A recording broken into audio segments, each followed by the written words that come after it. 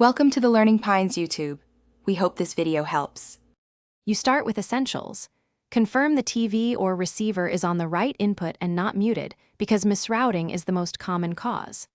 Next, inspect physical connections, HDMI, optical controller headset, and receipt cables to ensure clean contact. Once done, perform a full power cycle.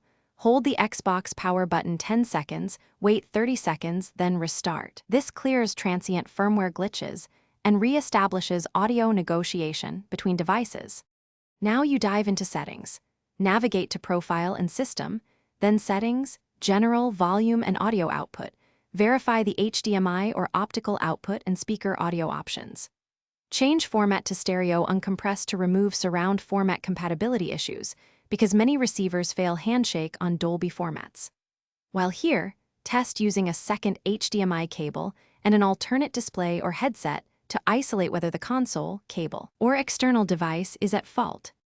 Finish by ensuring software parity. Check for Xbox system updates and apply them, since audio drivers and HDMI handshakes are often fixed in patches. Update your TV or receiver firmware, or temporarily route HDMI directly to the TV to see if the receiver is the culprit. If audio still fails, reset audio settings to defaults, and as a last resort, perform an offline system update or console network reset. If nothing works, contact support with your test steps recorded. Thanks for watching.